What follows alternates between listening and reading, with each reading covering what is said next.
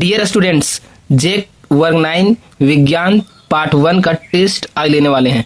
तो जिनका आंसर आप जानते हैं उसको टिक कीजिए और कितना सही होता है ये कमेंट करके बताना है।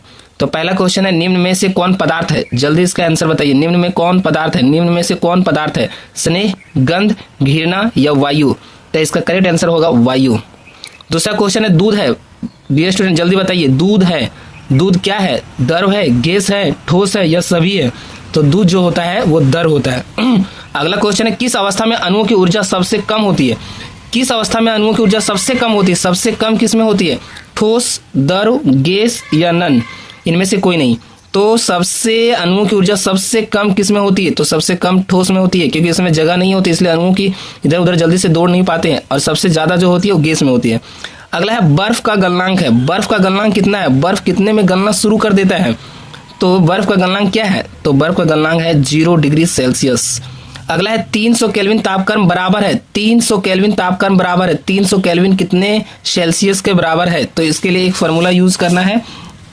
आपसे पूछा गया है 300 केल्विन, केल्विन किसके बराबर होगा ये पूछा गया। तो सेल्सियस इक्वल टू क्या होता है? Kelvin minus 273। तो केल्विन कितना दिया हुआ है? 300, इसमें 273 घटा देंगे तो कितना आएगा? 10 में 3 गया बचा 7, यहाँ 9 बचा, 9 में से 7 गया बचा 2, 27 हो गया। 27 degree Celsius, 27 degree Celsius, that means इसका 27 डिग्री सेल्सियस सही आंसर होगा। चलिए अगला क्वेश्चन है, कौन तीव्रतर विसरित होता है? विसरित का मतलब कौन जल्दी से फैलता है? ठोस, द्रव या गैस या नन? इनमें से कोई नहीं। तो इसका आंसर जल्दी बताइए। तो इसका आंसर होगा गैस। अगला क्वेश्चन है, ताप का ऐसा ही मात्रक है। ताप का ऐसा ही मात्रक, ताप का ऐसा ही मात्रक क्या है? सेल्सियस, केल्विन, फ़ारेनहाइट या जूल? तो इसका आंसर होगा केल्विन।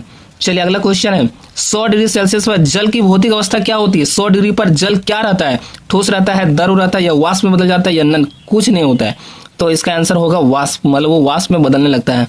अगला क्वेश्चन है, गर्म भोजन की गंध दूर तक किस कारण से फैल जाती है? जो गर्म भोजन होता है उसका सेंट दूर तक पहुंच जाता है, दूर तक हम लोग को सेंट उसका लगने लगता है। किस कारण से? विसरण से होता है, संलग्न से होता है या वाष्पन से होता है या द्रवण से होता है? तो फैलने का काम जो होता है वो विसरण से होता है। अगला है, द्रव में क्या निश्चित है? द्रव जो पानी है, द्रव उसमें क्या निश्चित है, मतलब क्या नहीं बदलता है? तो द्रव में आकार नहीं बदलता है या आयतन नहीं बदलता है या दोनों नहीं बदलता है या घनत्व नहीं बदलता है।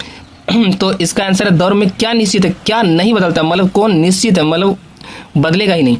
तो इसका आंसर होगा आयतन। क्यों नहीं बदलता बताते हैं। यदि द्रव को हम बाल्टी में रखेंगे तो वो बाल्टी का आकार ले लेगा। वो क्या ले लेगा? बाल्टी का आकार, मतलब आकार उसका बाल्टी हो गया। चलो ठीक है। यदि द्रव को हम गिलास में रखेंगे तो वो गिलास का आकार ले लेगा, मतलब पानी वही है, पानी वही है। एक गिलास का आकार ले रहा है, एक गिलास का आकार ले रहा है, एक गिलास का आकार ले रहा है, तो कभी बाल्टी कभी टब का आकार ले रहा है, मतलब आकार उसका एक निश्चित नहीं, आकार बदल रहा है। जबकि उसका आयतन निश्चित है। यदि 1 लीटर लिए हैं तो वो 1 ही लीटर रहेगा, वो बदलेगा नहीं, इसलिए इसका आंसर होगा आयतन। तो कितने क्वेश्चनों का आंसर आपने सही दिया है वो कमेंट करके आप लोग जरूर बताएं। हमारे चैनल को सब्सक्राइब नहीं किए तो जरूर सब्सक्राइब कर लें।